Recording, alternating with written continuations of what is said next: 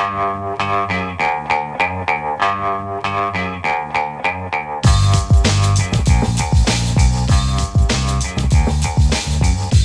the Brian Lehrer Show on WNYC. I'm Bridget Bergen, senior reporter in the WNYC and Gothamist newsroom, filling in for Brian today. He's out because he's taking care of a family member who's dealing with some health issues. Coming up on today's show, my colleague, WNYC and Gothamist housing reporter David Brand will give us an update on the potential sale of 5,000 rent-stabilized apartments by Pinnacle. The tenants are concerned the new owner will not maintain them properly, and both Mayor Mamdani and State Attorney General Letitia James have now gotten involved in the case, which affects thousands of rent-stabilized tenants and, as David put it, has become a flashpoint in a larger debate over housing policy in the 5 boroughs. Plus, President Trump has been threatening to take control of Greenland for months now. We'll talk about how this is playing out and the anxiety it's causing in Denmark and Europe more broadly. And we'll wrap today's show with a conversation about politicians swearing. Have you noticed it's more common these days for mayors or governors or presidents to curse in public? We'll talk about what this says about decorum, language, and politics. But first, as we were thinking about some of this week's top news stories, we noticed a pretty striking theme running through a lot of them. Whether it was Federal Reserve Chair Jerome Powell's announcement that he was under criminal investigation, or the decision by 6 career prosecutors in Minneapolis to resign their posts over a push to investigate the widow of Renee Good, the woman who was shot and killed by Immigration and Customs Enforcement officer last week.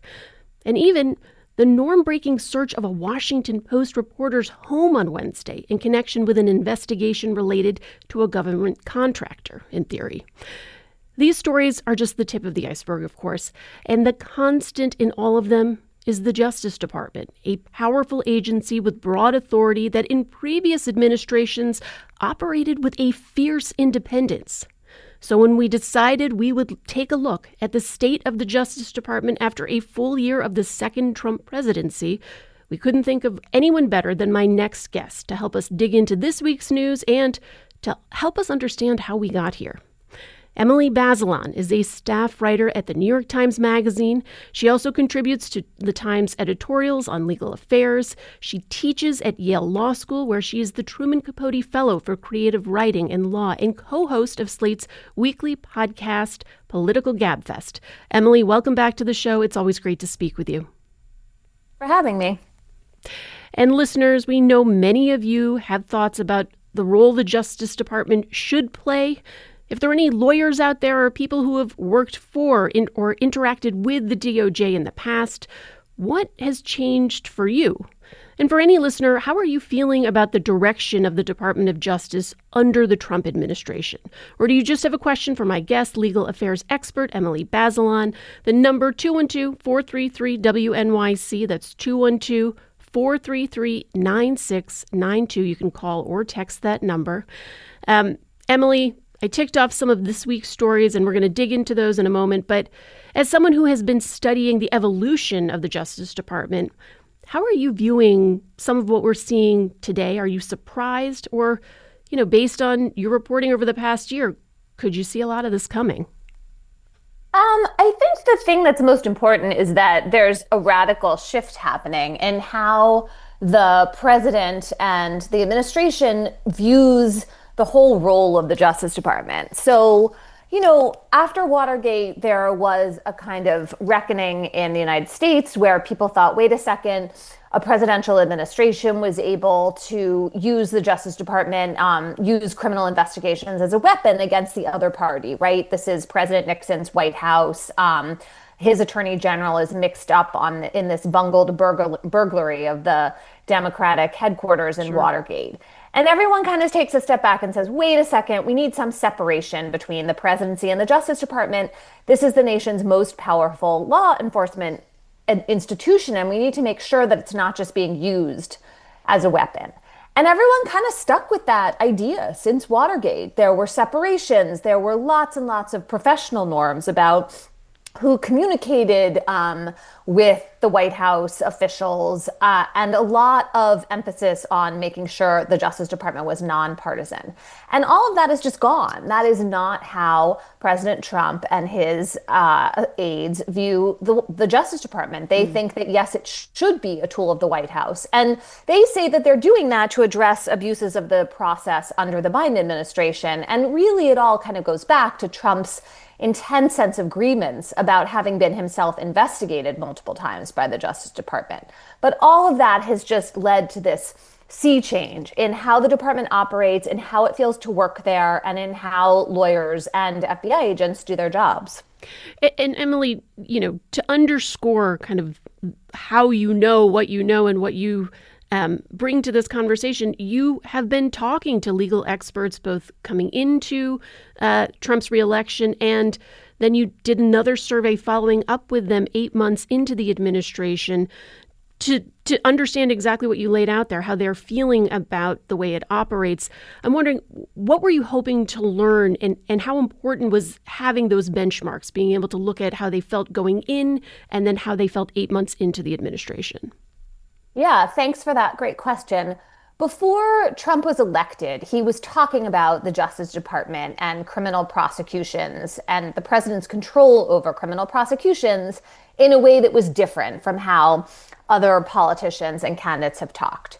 And so I thought, okay, well, what about all the people who have worked in the Justice Department previously, who served as Solicitor General or Attorney General or U.S. Attorney, going back as far as I could go back. And so we sent survey questions to, lots of top level former Justice Department officials to ask about their predictions. And they were concerned about the things they were hearing from Trump as a candidate. They also really relied on the internal norms and ethics of the lawyers in the department, the kind of career staff, to be able to withstand a lot of challenge and assault.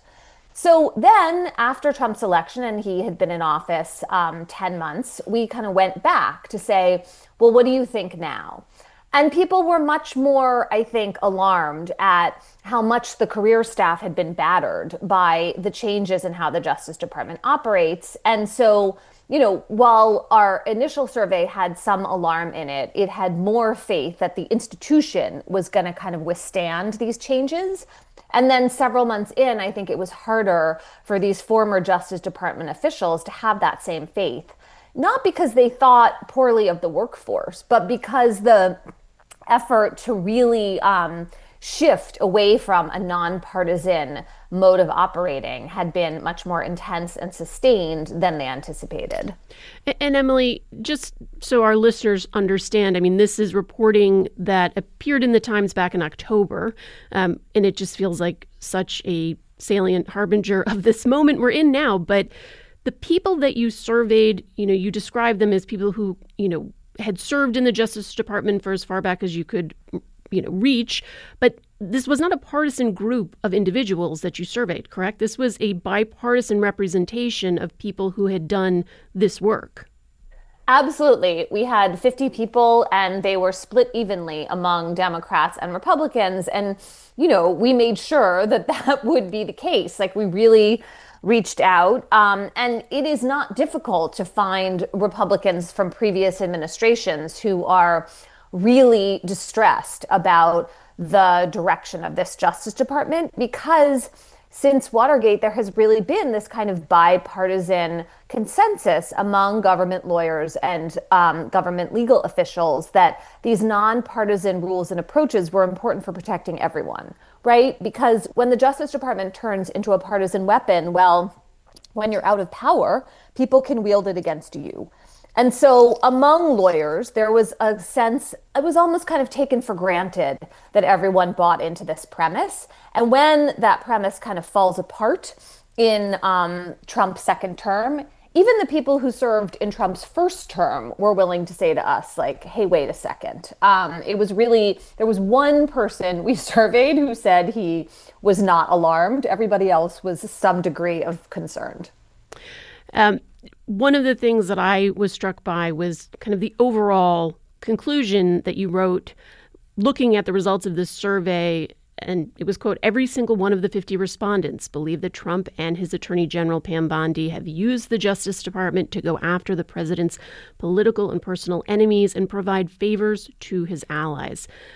I mean, that is such a break from, as you described, what had been the accepted standard from the Department of Justice in a post-Watergate world. How much did that finding surprise you? Well, I was surprised by the consensus because there's no consensus about anything, right? I mean, you ask 50 lawyers or 50 people a question, you expect some people to say, well, wait a second, maybe not. The thing about going after perceived enemies and providing favors is it's been very clear in public. It's kind of undeniable, right? So the only question really is how do you feel about it, not whether it's happening. Listeners, if you're just joining us, my guest is Emily Bazelon, staff writer at the New York Times Magazine. She also contributes to the Times editorials on legal affairs, teaches at Yale Law School, where she's the Truman Capote Fellow for Creative Writing and Law, and it's co-host of Slate's weekly politics podcast, Political Gabfest. And we're talking about the state of the Justice Department under the second Trump presidency. If you have questions for Horror or comments about the Justice Department, you can call 212-433-WNYC. That's 212-433-9692. Let's go to David in Stuytown. David, you're on WNYC. Hi there. Thanks very much. So I'm not a lawyer. I didn't live through Watergate. I was just slightly too young. But the impression I've always gotten from my little bit of education, I've always felt like, even in the 90s when I was in high school, I'm like, aren't we kind of lying to ourselves that about things like the Justice Department is independent? And this has all, I've always felt like things like this have always kind of been possible, and relying on norms and decorum is foolish. And I actually have the same criticism about other executive powers. A lot of executive powers. So I wonder what you think of that notion. Thanks. I think that right now is proving you right that relying on norms can be perilous if you want the norms to hold. Like, everybody believes in the norms and then they start to erode or they're completely shattered. And it turns out that there's not a lot of to point to make sure that they snap back into place. I do think it's important to recognize, though, that the rules that existed were not a matter of decorum. It was really more than that. Like, they were rules. They were some internal policies absolutely limiting communication to certain levels and certain ways of talking about individual cases when you're talking about the White House and the Justice Department. And they existed. They were real. So it is both true that they have proved to be far weaker than the people who upheld them for many decades expected, and also that while they were in place, they were quite strong. Emily, I mean, there were some early warning signs when Trump took office again that his Justice Department was going to take a different approach. Certainly, we saw it right here in New York City related to the case against former Mayor Eric Adams. The Trump Justice Department ordered the U.S. Attorney's Office here in Manhattan to drop the charges so the mayor could assist with its mass deportation policy. Did that set off alarm bells in the legal community early in the year? Or what were some of the other instances that did? Yes, that absolutely set off alarm bells. And there were several resignations, right? Yep. Starting with the acting U.S. Attorney, Danielle Sassoon, and including some of her deputies.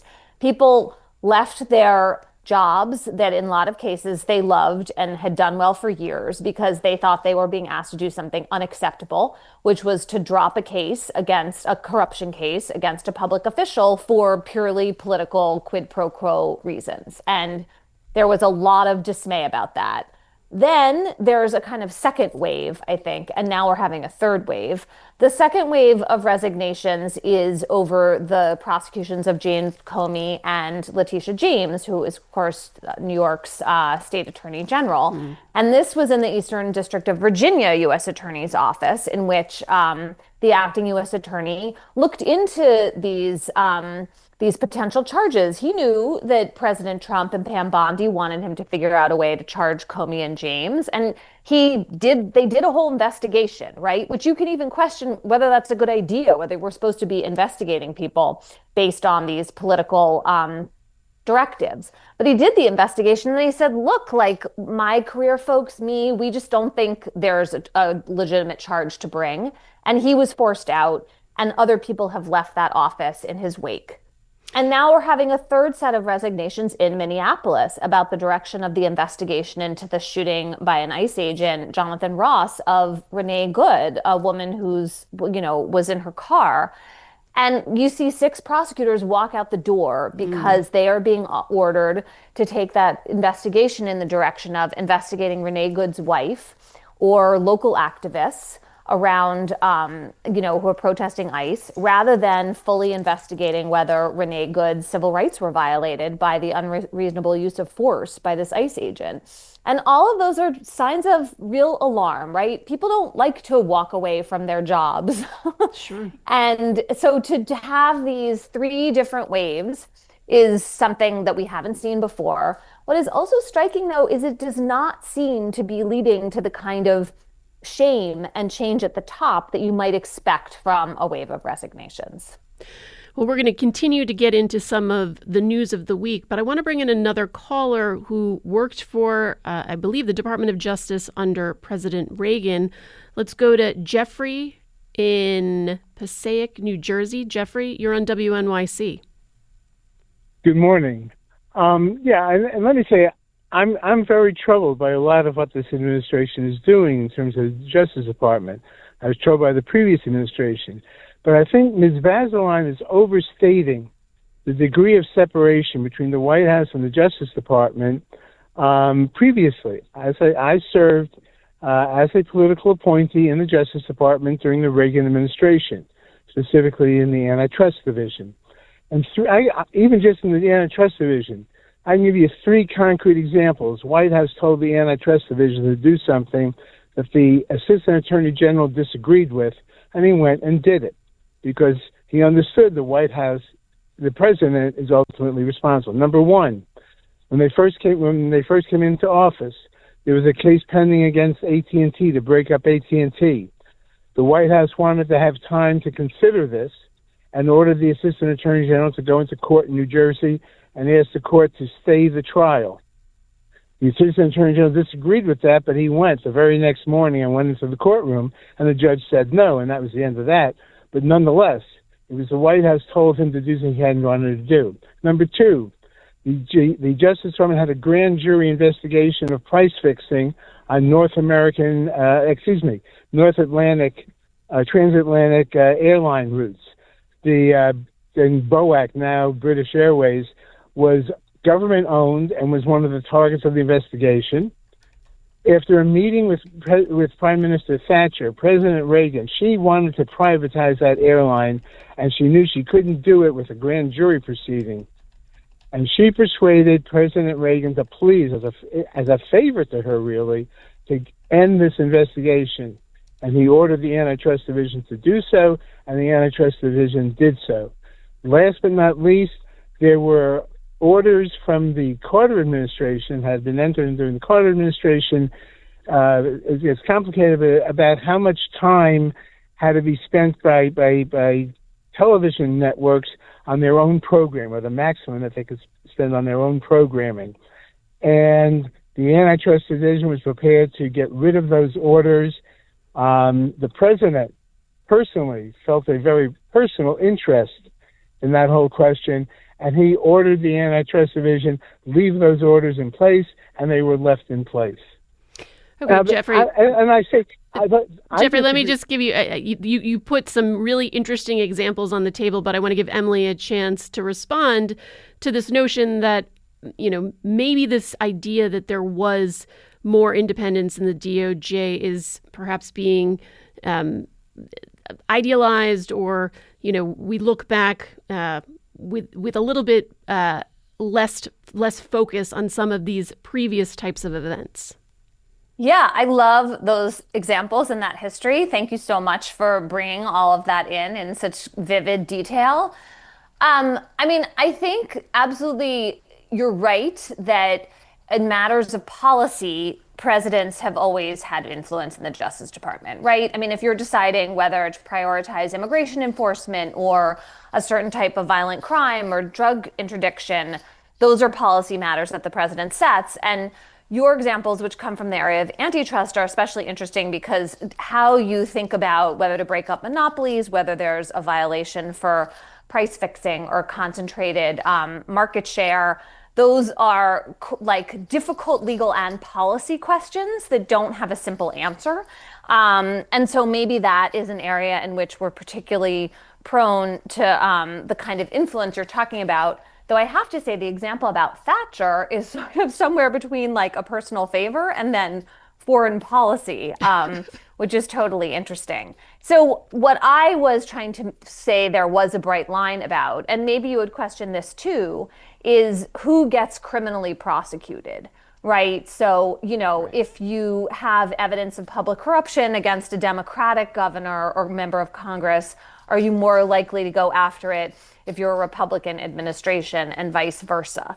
That's the kind of just like very basic partisan decision making that I think the Justice Department has not been engaged in since Watergate. I'm sure there are counterexamples, and lots of people think that Merrick Garland, President Biden's attorney general, went too far in appointing a special counsel in the Trump cases. But, Garland did also appoint a special counsel to investigate whether President Biden had misused classified information. And the Justice Department prosecuted Hunter Biden, Joe Biden's son. So it's those kinds of debates and politically sensitive topics and how we handle them that I was talking about. Sure. We have much more to talk about with my guest, Emily Bazelon, staff writer at the New York Times Magazine, about the state of the Justice Department. We need to take a short break, but we'll have more of your calls and dig into some of the news that came out just this week right after a short break.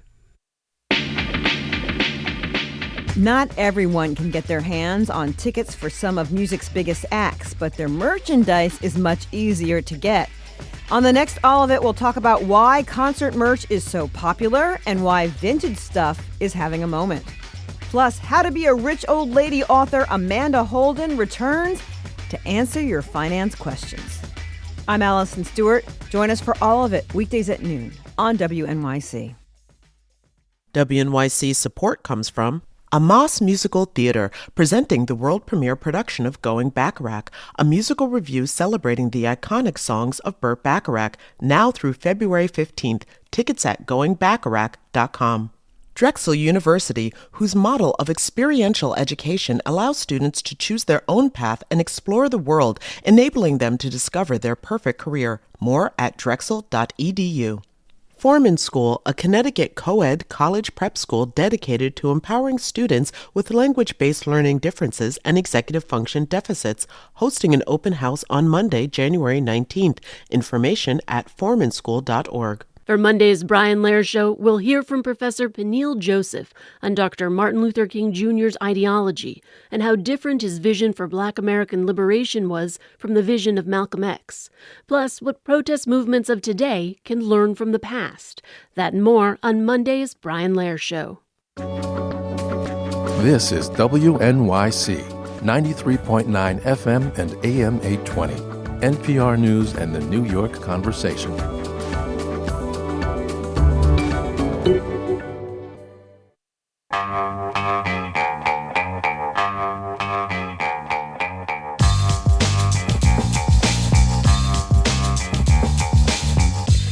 Brian Lehrer Show on WNYC. I'm Bridget Bergen, filling in for Brian today. My guest is Emily Bazelon, staff writer at the New York Times Magazine. She also contributes Times editorials on legal affairs, teaches at Yale Law School, and is co-host of Slate's weekly political podcast, The Political Gabfest. And we are talking about the state of the Justice Department. Emily, I want to jump back to this week, starting with the investigation into Federal Reserve Chair Jerome Powell. I'm going to play a few clips of tape here just to give a flavor of both how Trump and Powell are framing this moment and, frankly, each other. Let's start a little bit from Trump about what he has said about Powell. He's been a lousy Fed chairman. He was reappointed by Biden. I was a little surprised at that because I didn't think he really earned a stretch. He's been too high on interest rates, and I call him too late. He's too late to reduce. He should have reduced them by more. Despite that, we fought through that. That was an interview on CBS with President Trump. And here's about a minute of a video statement Powell released last Sunday about the news that there was an investigation into him. The Department of Justice served the Federal Reserve with grand jury subpoenas, threatening a criminal indictment related to my testimony before the Senate Banking Committee last June. That testimony concerned, in part, a multi-year project to renovate historic Federal Reserve office buildings. I have deep respect for the rule of law and for accountability in our democracy. No one, certainly not the chair of the Federal Reserve, is above the law. But this unprecedented action should be seen in the broader context of the administration's threats and ongoing pressure. This new threat is not about my testimony last June or about the renovation of the Federal Reserve buildings. It is not about Congress's oversight role.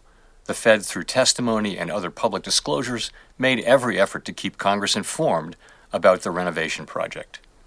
Those are pretexts. The threat of criminal charges is a consequence of the Federal Reserve setting interest rates based on our best assessment of what will serve the public, rather than following the preferences of the president. And finally, and briefly, Trump's comments on what is supposed to be at the heart of this investigation, this renovation project. I think I could have done that job. I could have fixed him up for $25 million. He's into billions and billions of dollars, and it looks like they won't open for a long time. And he's either corrupt or incompetent. Okay, so Emily, some interesting comments there, and it's kind of funny to hear Trump talk about the scale of a renovation project, given the new East Wing ballroom. But what do you make of this investigation, and how unusual did you find Powell's video statement?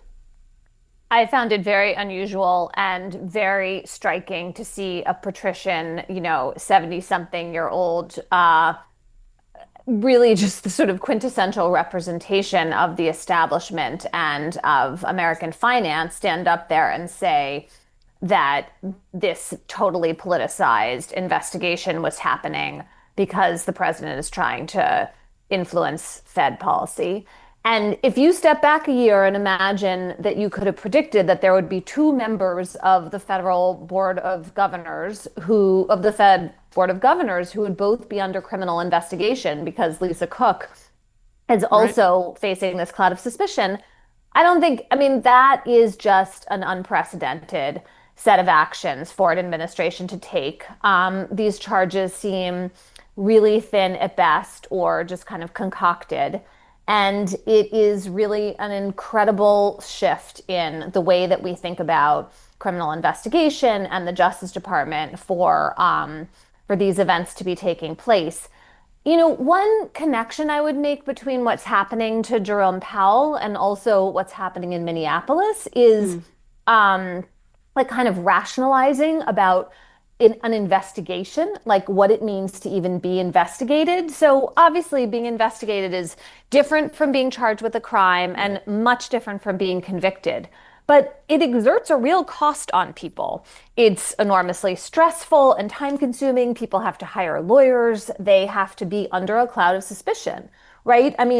Whatever the merit of these charges are against Jerome Powell, they're now being repeated in every news story because we have to explain what the facts are. Right. And all of that creates a cost, and it makes it harder for people like Jerome Powell to want to go into public service. He's hardly alone, right? We are seeing a number of public officials with the same cost of being investigated. And we also are seeing it, with the wife of Renee Good in Minneapolis. So it also is this huge power that comes to bear against ordinary citizens. And all of that is just not how we expected the criminal justice powers of the federal government to be exercised before. I want to bring some more of our callers into this. Let's go to Lauren in the Bronx. Lauren, you're on WNYC. Hi.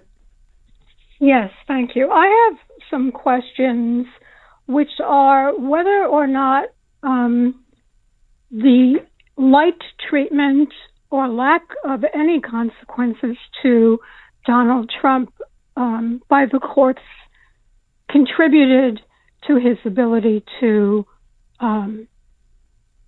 go the route he's going now. I'm thinking of the Judge Mershen, who sentenced him, who upheld the conviction, but who didn't sentence him to any time to be served after the presidency, didn't sentence him to pay any fines. And it's unclear to me whether the fines that were imposed on him during the trial were actually ever paid. There was, to me, a complete lack of accountability when Merrick Garland was in charge of the DOJ, and I'm wondering if he had been more aggressive sooner, whether we would still be in this situation. And I'm also wondering, where is the Bar Association? Where are they in terms of Pam Bondi? I can't imagine that any basic courtroom lawyer would go out of your basic trial in any town, small town or New York City, and come out with the clear lies that she comes out, like that the ICE agent was run over, and the Bar Association wouldn't be disbarring that person. At least that's what it seems like to me. Lauren, so thanks. Where, let me get Emily back in here to respond to some of the issues you raised. The role of the Bar Association, I think, is an interesting question here, Emily. Yeah, it absolutely is. And I actually was talking to someone earlier this morning who was talking about how the state bar associations have been sitting out these questions. And I think it is completely fair to ask whether that is the right thing for the bar associations to be doing, right? They are state by state. And so, the New York Bar Association, for example, doesn't have the power to discipline Pam Bondi when the place where she is registered as a lawyer is Florida. But I think the fact that those internal rules and disciplinary consequences have not kicked in almost entirely is a real way in which the profession is not policing itself and not using its own power in a way that creates some consequence. Now, you can totally imagine why they're not doing it, right? I mean, there is a lot of kind of intimidation and cowing that is going on against institutions. And I think the Trump administration has been very effective in threatening retribution in a way that has made a lot of powerful institutions, corporate and otherwise, kind of sit it out or look away. But that doesn't mean that's the right decision to make. That just is like explaining what the incentives and what the dynamics are. I don't mean to be excusing it. Sure. Let's try Jeff in Hudson Valley. Jeff, you're on WNYC. Yes, hi. Thank you for taking my call. Building on the last caller and posing a very pedestrian question. Where is the strategy? Because certainly there have been lawsuits against the administration, and clearly from the survey you referenced, there is broad-based understanding that this politicization is way beyond any past experience. I don't hear a strategy, not from elected public officials, not from the legal community, as the last guest asked. We need a strategy, and I'm just not seeing it. And that scares me more than the actions of the Trump administration, whose actions were advertised and totally predictable. Jeff, thanks for that question. And Emily, I would just add to that, my own question, which is, is what Jeff is asking there as much a legal question, or is it a political one? Yeah, I'm not sure who the we is in the we need a strategy. Like, I'm a journalist, and so right. I don't really think of what political strategy should be. Like, that's not my role. I think one can certainly ask a question about the legal profession. What does it want its kind of operating instructions to be? And, if the Justice Department has really shifted in this way, what should the profession be doing about it? Now, there are some parts of the country where state bar associations have been issuing really clear statements objecting to things like the investigation of Jerome Powell. I get press releases from the New York City Bar Association that say things like that. But, I think the other thing is that the legal profession, if that is the we that you're talking about, like, it's a big kind of unwieldy set of people and state and national institutions, and there isn't necessarily any kind of centralized control that would allow for one single strategy. On the other hand, that can become a kind of excuse for non-action. I'm curious. You have touched on some of what we saw coming out of Minneapolis this week, Emily, and as we've talked about, the DOJ seeing more career prosecutors essentially fleeing the agency. 6 prosecutors in Minneapolis this week leaving over the push to investigate the widow of Renee Good, who was killed in that confrontation with an ICE officer last week. And as you mentioned, the DOJ's refusal to investigate that officer through its civil rights division. Could you just clarify traditionally what has been the role of the civil rights division of the DOJ? Yeah, the Civil Rights Division at DOJ has a storied history. It goes back to the early 1960s when it first came into place to try to make sure that Black people could vote in the South, and in support of desegregation. And, because it has this civil rights focus, there have been other Republican administrations that have shifted it away from, kind of litigation on the basis protecting racial minorities or LGBTQ people, and shifted it toward things like protecting the rights of religious minorities. Like we saw that under Reagan to a certain degree. We saw that under Bush and in Trump's first term.